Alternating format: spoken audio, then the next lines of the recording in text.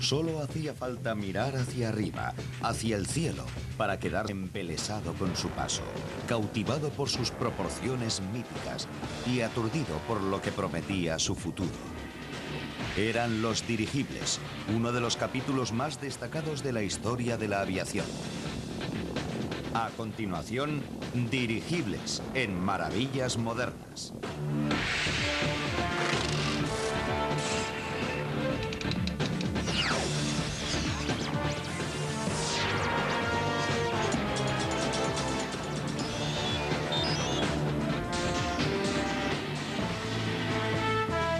Dirigibles.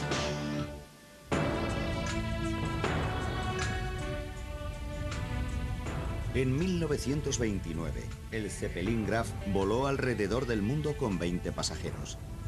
Casi 4 años antes que el primer vuelo en solitario en avión alrededor del mundo.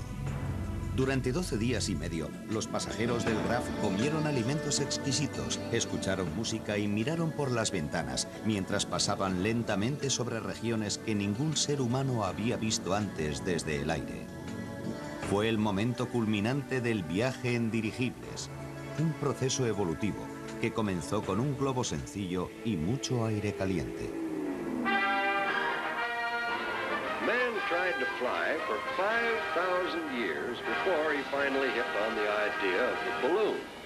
Sin posibilidad de ir más que hacia arriba, los hermanos Montgolfier crearon el primer globo que se elevó usando su propia energía, aire caliente.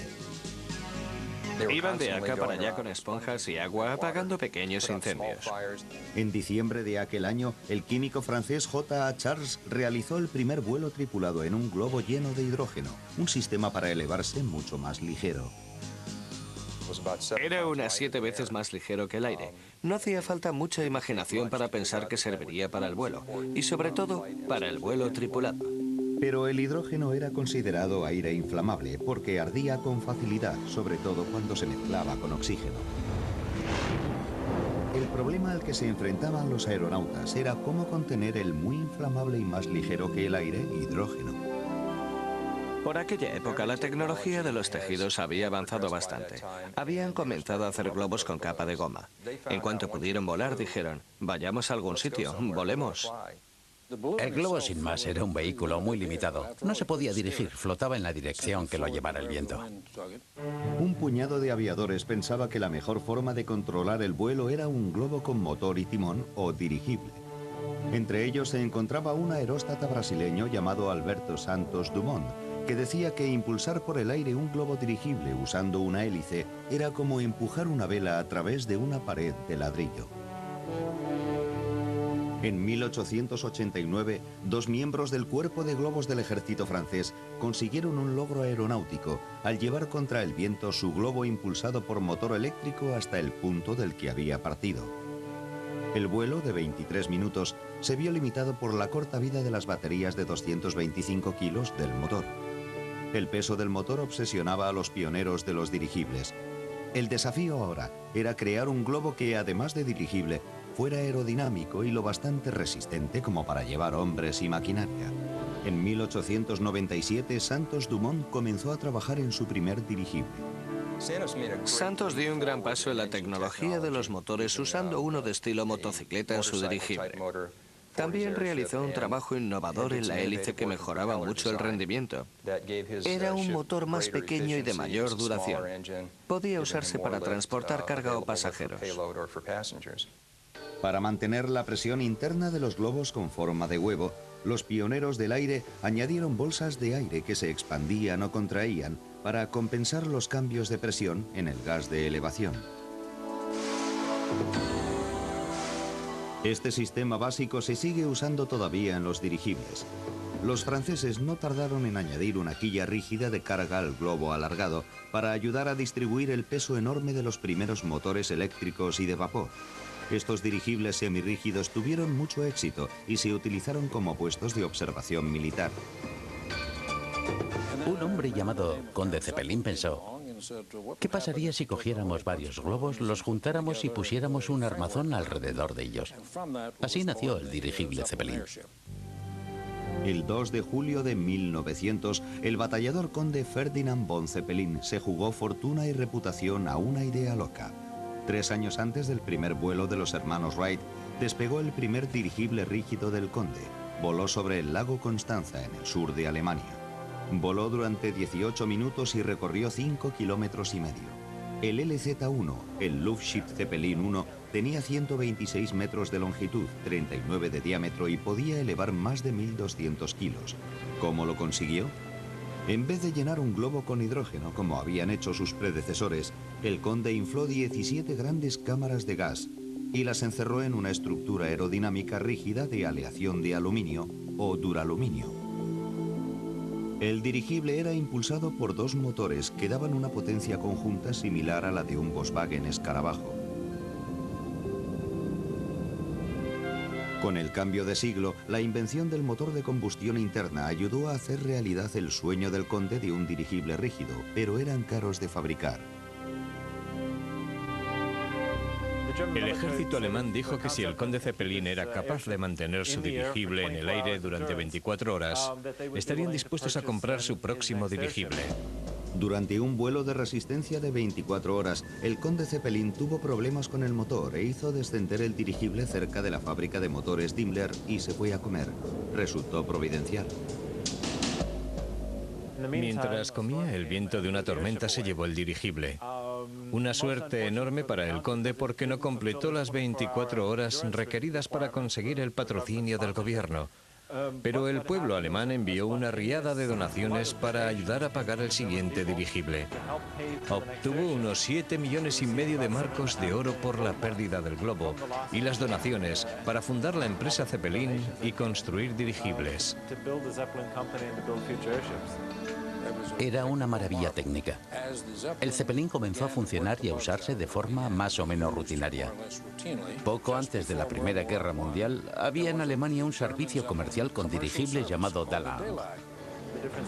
Los Zeppelines de Dallang hacían lo que llamaríamos viajes de recreo. Debemos recordar que la aviación era algo completamente nuevo y la gente pagaba para ver a vista de pájaro la ciudad en que vivía. Es importante destacar que un buen número de pasajeros no eran alemanes. El entusiasmo por volar en un dirigible había llegado prácticamente a todos los rincones del mundo. En 1914, los dirigibles Dallang habían transportado más de 3.400 pasajeros y recorrido más de 160.000 kilómetros sin un solo accidente. Era un éxito económico.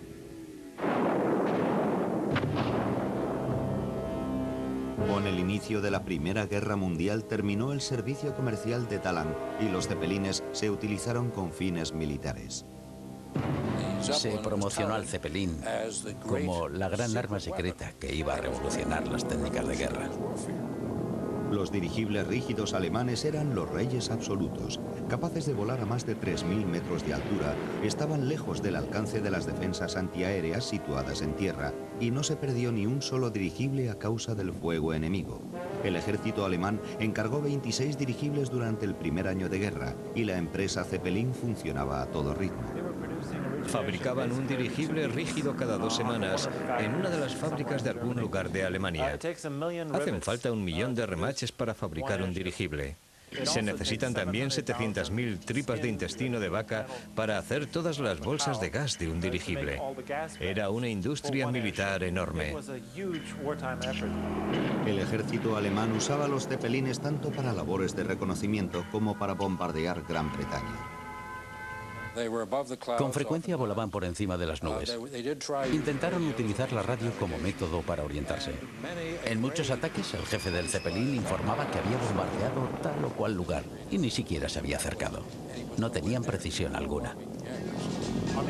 Los dirigibles realizaron una gran labor de reconocimiento, sobre todo volando sobre el mar, buscando navíos británicos.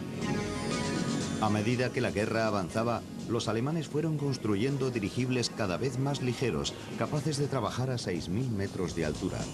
Frustrados por su falta de tecnología en el campo de los dirigibles, los británicos se centraron en construir aviones de combate capaces de llevar hasta 6.700 metros de altura la munición capaz de derribar a los Zeppelines.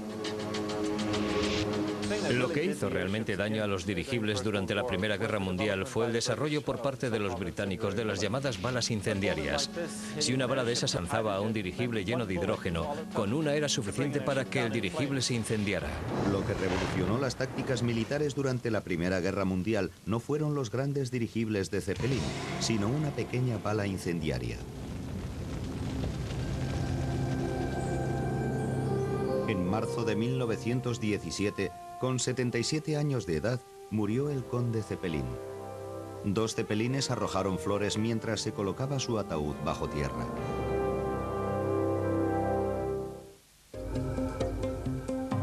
Al finalizar la Primera Guerra Mundial, el Tratado de Versalles prohibió a la empresa Zeppelin construir más dirigibles. Los dirigibles Zeppelin que quedaban debían repartirse entre los aliados. Pero las tripulaciones de los dirigibles alemanes destruyeron la mayoría de los dirigibles en los hangares antes de que entrara en efecto el Tratado de Versalles. Aunque los alemanes entregaron dirigibles, por ejemplo, a los franceses, no les traspasaron la tecnología para su utilización y mantenimiento. Se reservaron ese conocimiento. En 1921 los Estados Unidos estaban interesados en tener sus propios dirigibles. Encargaron una versión del dirigible alemán de gran altitud construido en Inglaterra. Durante la última prueba de resistencia sobre el mar, el R-38 se partió en 2, matando a 44 tripulantes. El armazón ligero del dirigible se combó bajo la presión de los giros rápidos. Pese al considerable temor de los aliados, los Estados Unidos encargaron un dirigible a la casi arruinada compañía Zeppelin, como parte de las compensaciones de guerra. Debía ser entregado en 1922. Mientras, los norteamericanos decidieron construir su propio dirigible. Lo llamaron Shenandoah. Durante la guerra cayó un Zeppelin alemán en Francia y los aliados tuvieron oportunidad de examinarlo. Fue el L-49. A partir de él hicieron algunos dibujos. La Marina norteamericana adquirió los dibujos y construyó su propio Zeppelin en Filadelfia. La tecnología usada en el Shenandoah era prácticamente la de la Primera Guerra Mundial. Tenía algunos retoques y mejoras norteamericanos. Y, por supuesto, volaba con helio, no con nitrógeno. El helio es un gas inerte. Se descubrió por primera vez en unos pocos pozos de Texas. En 1922 escaseaba el suministro de este gas y resultaba muy caro. Y aunque el helio proporcionaba menos poder de elevación que el hidrógeno, su ventaja principal era el no ser inflamable. El primer vuelo del Shenandoah desde Lakehurst a Nueva Jersey marcó el inicio de la era de los dirigibles rígidos norteamericanos. Los norteamericanos estaban encantados con los vuelos de los dirigibles a lo largo del país. Fueron alabados como los precursores de la aviación comercial de pasajeros. Sin embargo, su servicio quedó interrumpido. En 1925 el Shenandoah se vio atrapado en mitad de una fuerte tormenta en el medio oeste y se partió por la mitad. La sección delantera de 64 metros de longitud, con 7 tripulantes en ella, salió disparada a 3.000 metros. El teniente al mando, Charles Rosendahl, pensó que podría hacer volar lo que quedaba del dirigible usando la técnica de los globos. Arrojando gasolina e inyectando helio, pudo hacerlo volar durante casi 2 horas antes de que la parte frontal del Shenandoah se estrellara. Aunque malherido, Rosendahl y sus 6 hombres sobrevivieron. Los otros 14 perecieron.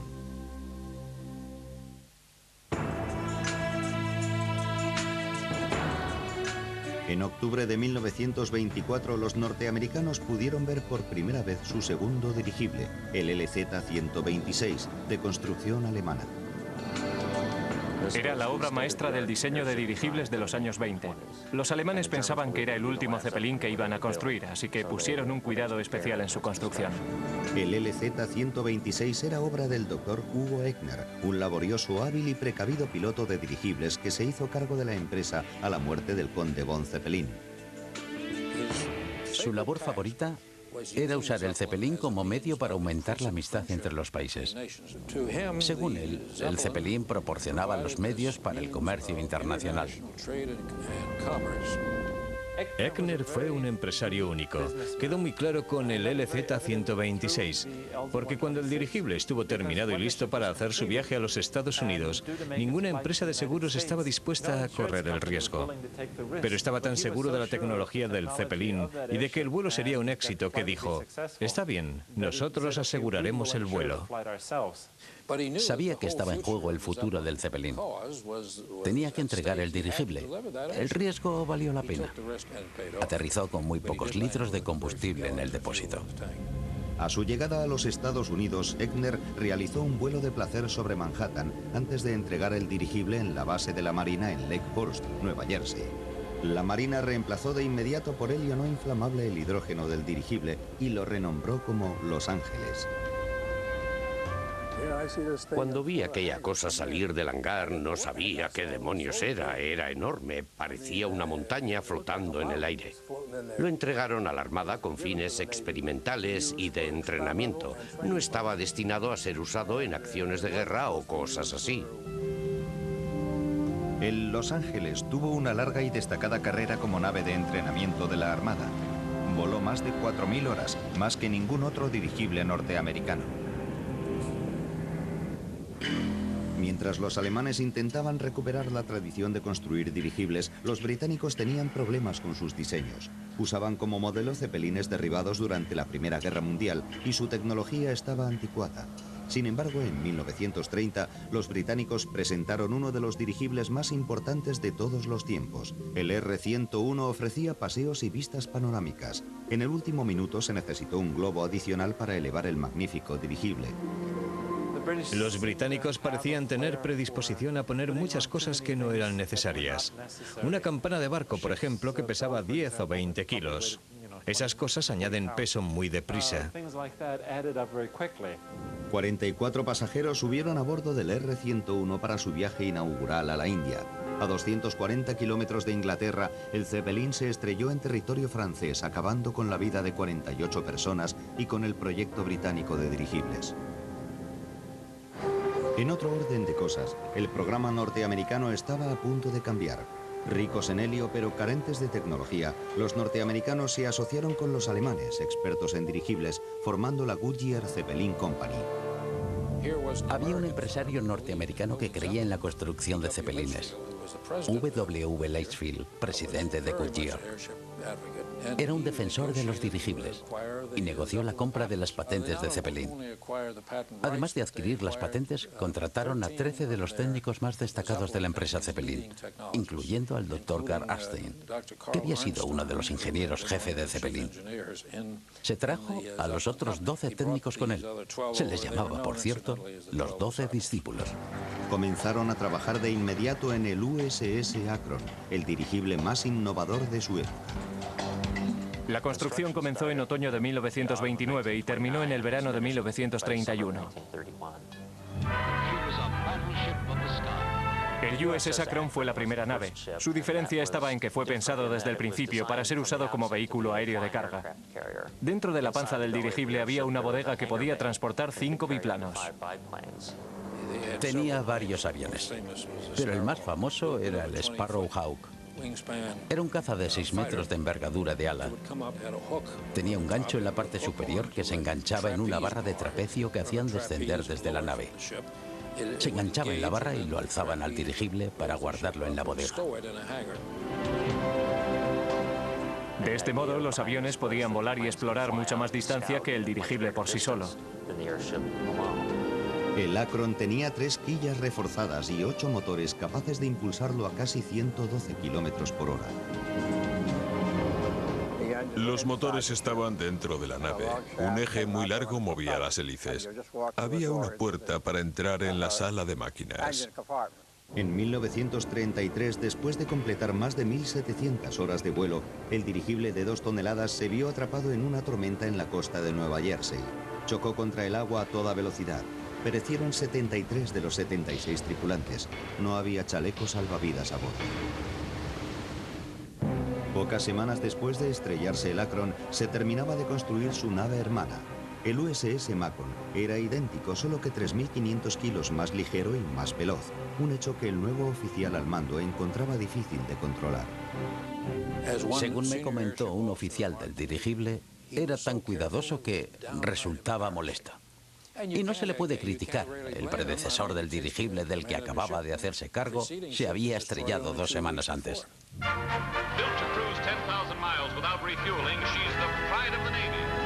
Usando como exploradores a los aviones de combate, el Macon podía patrullar casi 296.000 kilómetros cuadrados de océano al día. En febrero de 1935 cayó al mar a causa del mal tiempo frente a la costa de California, cerca de Punto Sur. Esta vez había chalecos salvavidas a bordo y de los 83 tripulantes todos menos 2 se salvaron. Cuando el Macon se hundió, la Armada no mostró interés en reflotarlo ni en recuperar algo de él.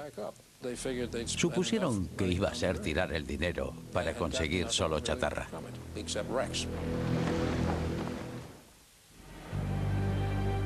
El 8 de julio de 1928, la hija del conde Zeppelin bautizó el LZ-127, un Zeppelin Graf.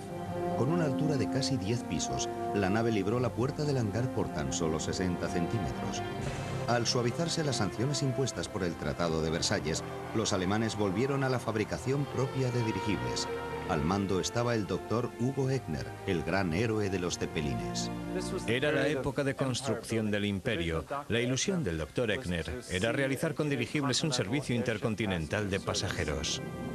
Con 235 metros, el Zeppelin Graf era tan largo como 2 campos de fútbol. A comienzos de octubre partió en el primer viaje transoceánico de un dirigible con pasajeros. Estaba diseñado para demostrar el valor comercial de los dirigibles rígidos. Esa era la preocupación principal del doctor Echner, porque no olvidemos que en aquella época las aerolíneas estaban intentando abrirse camino, y los dirigibles, debido a la peligrosidad del hidrógeno y a su tamaño descomunal, se les consideraban medios de transporte poco adecuados. Así que el 127 era un dirigible experimental. Equipado con 2 depósitos, uno para el combustible del motor y otro para el gas de elevación, el Zeppelin Graf llegó sano y salvo a los Estados Unidos. El dirigible fue recibido con gran alboroto y miles de personas se reunieron para verlo. En una audaz persecución de su sueño de un servicio regular de dirigibles transcontinentales, Hugo Echner prometió que el Zeppelin Graf daría la vuelta al mundo, no en los 80 días de la novela, sino en 2 semanas. El coste del viaje se calculó en más de $250.000, un dinero que la Zeppelin Company no tenía. Como un amigo me indicó una vez, es de admirar que mantuviera la empresa a flote durante lo peor de la depresión, sobre todo en Alemania. Sabía cómo conseguir dinero y cómo producirlo. También lo sabía el magnate de la prensa William Randolph Hearst, quien ofreció de inmediato $150.000 a Ecker por la exclusiva del viaje. Increíblemente, el resto del dinero llegó de coleccionistas de sellos. Apareció en el New York Times, en los periódicos del país y en todas partes, que el dirigible iba a realizar un vuelo récord y era la oportunidad para quien quisiera tener una carta con el matasellos especial de transportado en el Zeppelin Graf.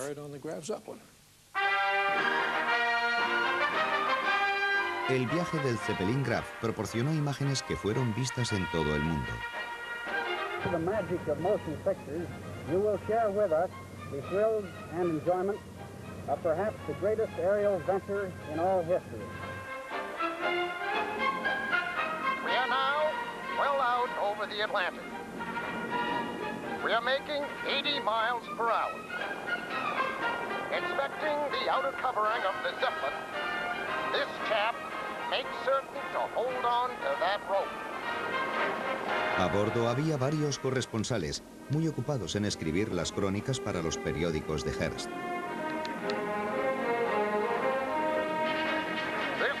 Dining room, comfortable, even luxurious, worthy of any first-class hotel on land. And now, as we sail, let's listen a while.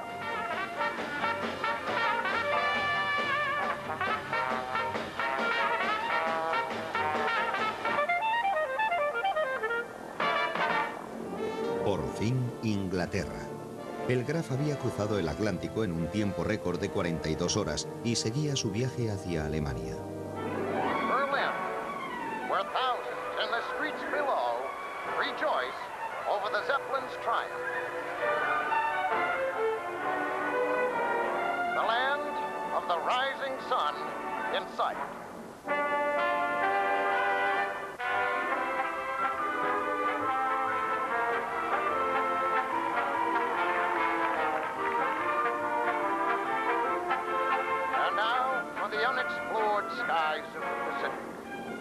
the first non-stop flight ever made. Most of the time we fly in a strange, uncanny universe with limitless seas of close-packed clouds. Below a world in which time means little, and the ordinary perceptions of distance even less.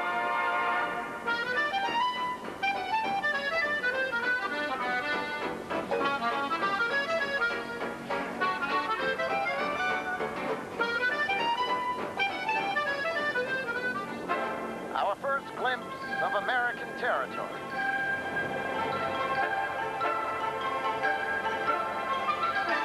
Volando sobre el Golden Gate, el pulcro y plateado dirigible se acerca a San Francisco. Vuela muy despacio sobre el corazón de la ciudad.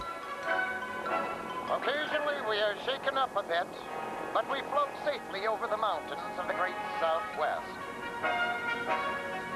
What an inspiring view of the grandeur that is America we are getting. A voyage such as we have made is truly not only an education in geography, but a lesson in patriotism.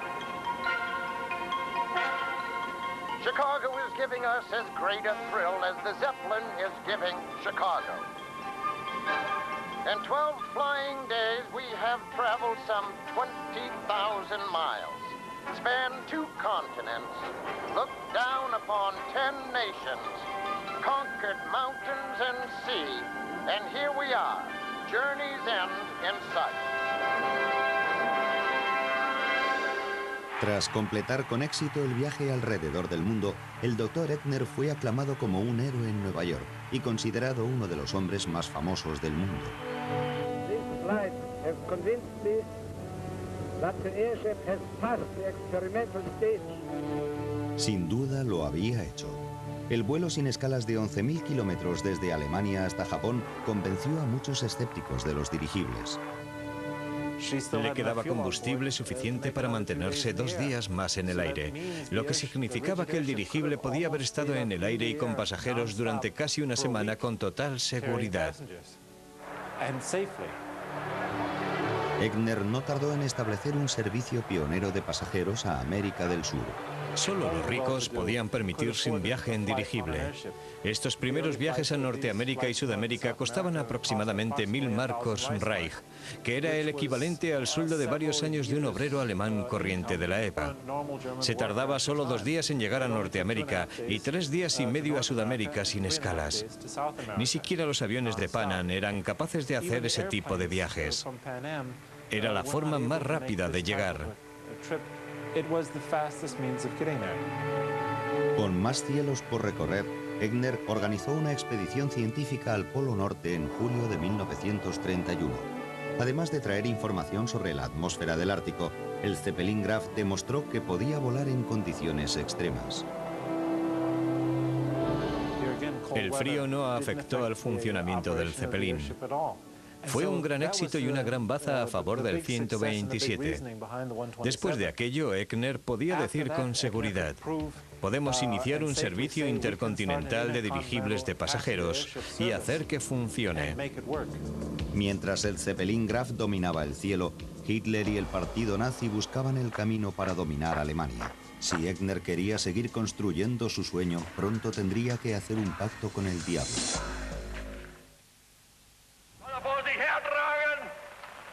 En 1933, Hitler y el partido nazi controlaban Alemania. También controlaban el destino del Dr. Eckner y su sueño de un servicio intercontinental de dirigibles. I hope I will be able in about 6 or 7 weeks to take over the new airship to the United States of America. Una vez le pidieron que permitiera que Hitler hablara en una reunión política en los hangares de Zeppelin Company en Friedrichshofen, y él se negó. No se podía hacer eso y seguir en buena relación con los nazis. Eckner criticaba abiertamente al partido nazi, y lo único que le salvaba de los campos de concentración era la popularidad de que gozaba en todo el mundo. le salvaba la fama que había adquirido en sus viajes por el mundo y que los nazis querían utilizar a Eckner como elemento de propaganda. Al doctor Eckner no le gustaban los nazis, eso era evidente. Pero por otro lado veía la necesidad de jugar con el diablo, por así decirlo, para conseguir los fondos que necesitaba para comenzar con el servicio intercontinental de dirigibles. El trato fue el siguiente. Eckner necesitaba dinero para construir hangares más grandes que pudieran alojar una flota de dirigibles lo bastante numerosa como para dar servicio a las principales ciudades del mundo. Hitler accedió a financiar los planes de Eckner y creó una compañía de operaciones destinada a controlar los dirigibles desde Frankfurt. A comienzos de 1936, uno de los sueños de Eckner sobre dirigibles se hizo realidad con la presentación del Hindenburg, el arquetipo de todo lo que los alemanes habían aprendido sobre dirigibles. Era el mayor dirigible que había visto el mundo. Vi el Hindenburg y jamás lo olvidaré. No creo que alguien que lo haya visto pueda olvidarlo.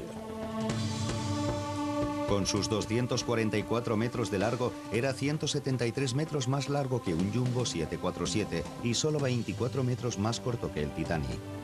Pesaba 130 toneladas y era tan alto como un edificio de 13 pisos.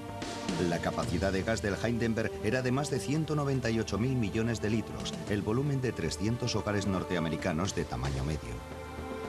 Estaba impulsado por 4 motores Daimler-Benz de gasóleo con una potencia de 1.320 caballos cada uno. Sus vigas de acero, colocadas una tras otra, alcanzarían una longitud de 21 kilómetros.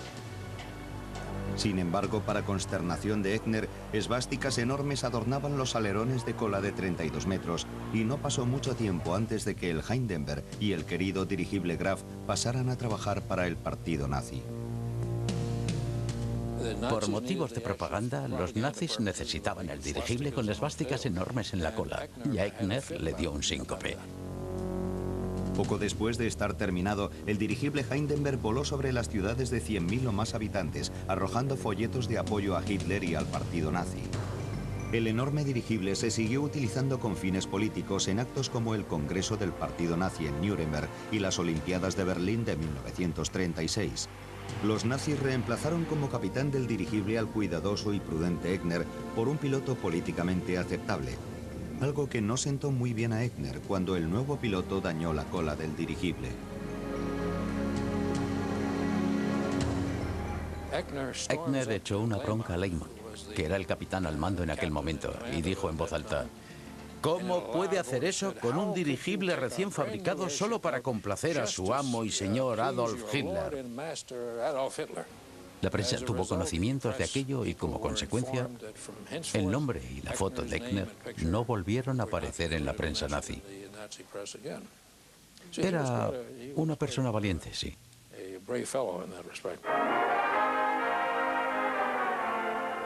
Cuando el Hindenburg hizo su primer viaje a los Estados Unidos en 1936, Eckner estaba a bordo, pero tenía poca o ninguna autoridad.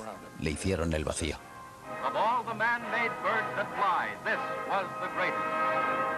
El Hindenburg se había construido fundamentalmente para vuelos intercontinentales y al final fue lo que hizo. En 1936 el dirigible hizo 7 viajes programados de ida y vuelta a Sudamérica y 10 a Norteamérica. El Hindenburg era el objeto volador más grande creado por el hombre. Normalmente volaba por debajo de los 300 metros de altitud. Cuando ves algo de 3 manzanas de largo volando sobre tu cabeza y haciendo muy poco ruido, la impresión es enorme.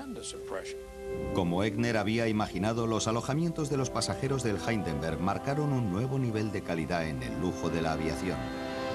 Tenían a bordo todas las comodidades que se puedan soñar. Se preparaban comidas exquisitas en cocinas eléctricas. Los pasajeros tenían 2 literas o 2 camas en la habitación. Todas las habitaciones disponían de agua corriente fría y caliente. También tenían ducha. También había a bordo una sala de escritura y un piano. Por supuesto, el piano era de aluminio y no pesaba más de 18 kilos. El Hindenburg tenía también una sala especial de fumadores que estaba presurizada para evitar que entrara hidrógeno en ella. En la sala de fumadores había un encendedor que era compartido por todos los fumadores. Solo se podía fumar dentro de esa sala, lo que le convertía en un dirigible muy especial. Los pasajeros pagaban $400 por un viaje de ida a Norteamérica y 700 por el de ida y vuelta. Al estar repleto de gas altamente inflamable, la tripulación llevaba botas de felpa para evitar que saltara la menor chispa debido a la fricción. Pero ni el prestar atención hasta a los mínimos detalles fue suficiente para evitar que el sueño de Hugo Eckener se deshiciera en humo.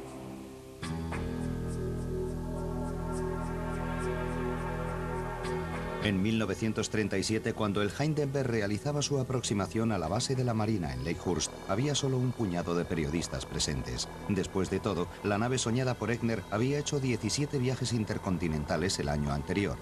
John Ionacom trabajaba aquel día con el equipo de tierra de la Marina. Era uno de los 198 marineros del destacamento y el único militar vivo que vio lo ocurrido. Tenían que llegar a las 6 de la mañana, pero se retrasaron 12 horas. Había estado lloviendo y granizando, con truenos y rayos, y había muchas nubes que ocultaban la base. Estuvieron dando vueltas y hacia las 6 les dijeron que volvieran porque empezaba a clarear. Mientras tanto, la nave se mojó mucho. Cuando se acercaron para aterrizar, no podíamos ver la nave completa todo el tiempo. Dejaron caer las maromas y el equipo de tierra sujetó los dos cabos del morro. Era un aterrizaje de rutina. De pronto vi un resplandor junto a la cola, dentro de la nave. Se rompió la estructura y ardió.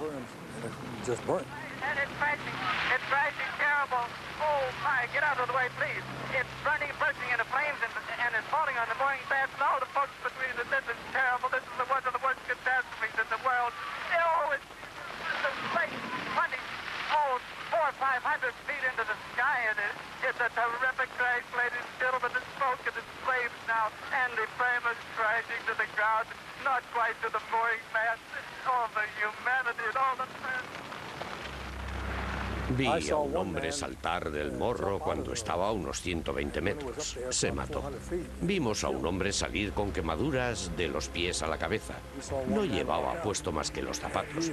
Cuando entramos en el compartimento de pasajeros, todavía había gente en él.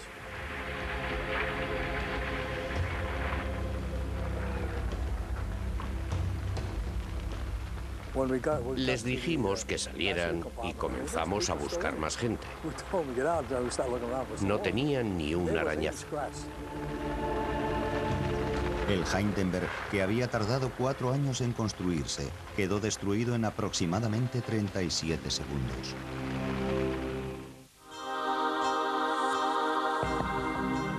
What was but a moment ago the queen of the air is now a shell of consuming flame. A tragic memory. La tarde del 6 de mayo de 1937, el mayor dirigible de la historia quedó convertido en un amasijo de hierros. Estuve vigilando toda la noche intentando mantener alejados a los saqueadores, pero fue imposible. Vino mucha gente y todos querían un trozo de aquella. Milagrosamente sobrevivieron 62 personas. Los norteamericanos y los alemanes hicieron reuniones para investigar las causas del accidente que había costado 35 vidas. La mayoría de los alemanes dijeron que había sido un sabotaje, porque no podían admitir que el dirigible tuviera algún defecto. Eckener no era de la misma opinión.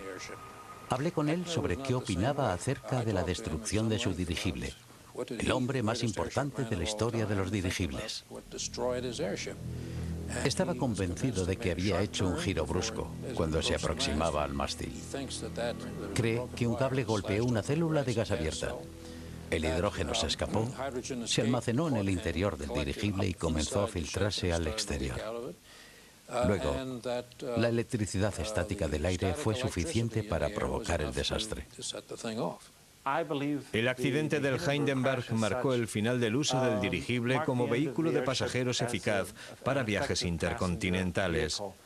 Hay que recordar que los aviones habían alcanzado un punto de tecnología que les permitía conseguir lo mismo que los dirigibles y además en menos tiempo. Así que los dirigibles tenían los días contados. The Hindenburg is no more. But this catastrophe will not dim the vision nor stop the work of the undaunted pioneers.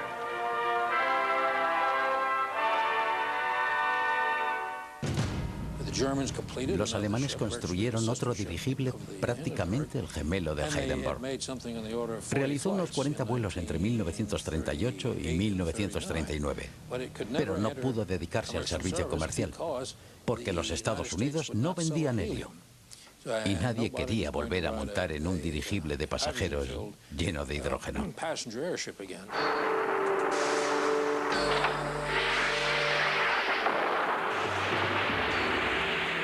Al inicio de la Segunda Guerra Mundial, los alemanes desinflaron y desmantelaron los dirigibles que quedaban.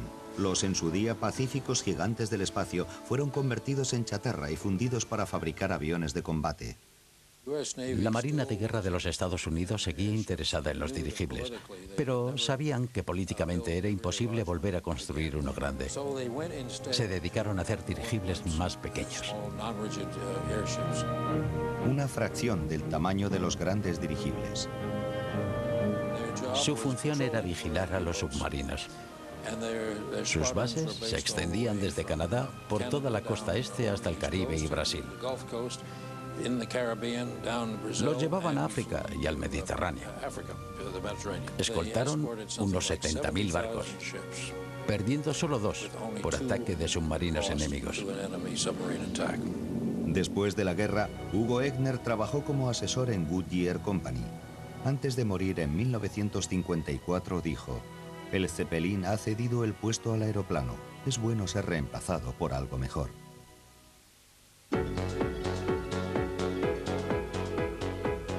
En la actualidad, los dirigibles se usan principalmente con fines publicitarios y siguen atrayendo la atención de aquel que los ve.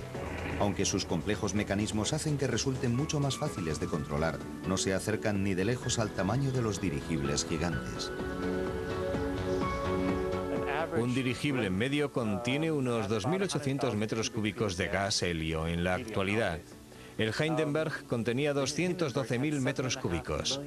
Un dirigible actual tiene más o menos la longitud de la cola del Hindenburg. Se usan también una amplia variedad de dirigibles y globos cautivos para plataformas de observación, comunicación, radar, control de tráfico de drogas y vigilancia de fronteras. Todos utilizan gas no inflamable, helio, y parecen carecer del romanticismo y el espíritu aventurero de los grandes dirigibles rígidos. Más de 60 años después del accidente del Hindenburg, la Zeppelin Company ha construido un dirigible nuevo y revolucionario. Se llama NTO-7. Está diseñado como un dirigible rígido, pero tiene muy poca estructura interior. El nuevo Zeppelin tendrá capacidad para 12 personas y una velocidad de 145 km por hora. Debido a la agilidad mecánica de los dirigibles, su uso principal serán las vistas panorámicas. La ventaja que incorpora el nuevo Zeppelin es un sistema de propulsión trasero que permite al piloto hacer girar el dirigible hacia la derecha, la izquierda, arriba o abajo, con velocidad de aire cero. Esta capacidad reduce el número de personal de tierra necesario para el aterrizaje y el despegue. El director técnico del proyecto es un pariente lejano del conde von Zeppelin. Se han vendido ya 5 Zeppelines a un precio de $6.800.000 cada uno. Los alemanes utilizarán el NTO-7 para turismo, publicidad e investigaciones científicas. Los suizos piensan usar el nuevo dirigible para realizar visitas panorámicas.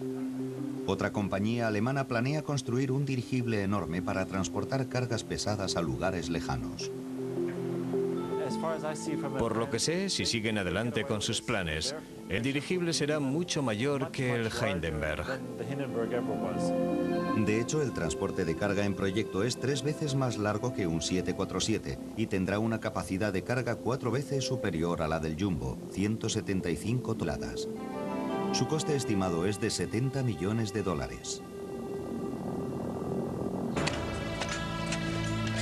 El trabajo ha comenzado en una antigua base militar soviética en un hangar que alojará 2 transportes de carga. Los enormes dirigibles utilizarán energía solar y consumirán la 10ª parte de combustible que un 747 tradicional. Parece que en un futuro inmediato podremos acudir al renacimiento de los dirigibles rígidos. Y parece que ocurrirá lo mismo que con los Zeppelines originales. Quien tenga la suerte de ver uno, jamás lo olvidará.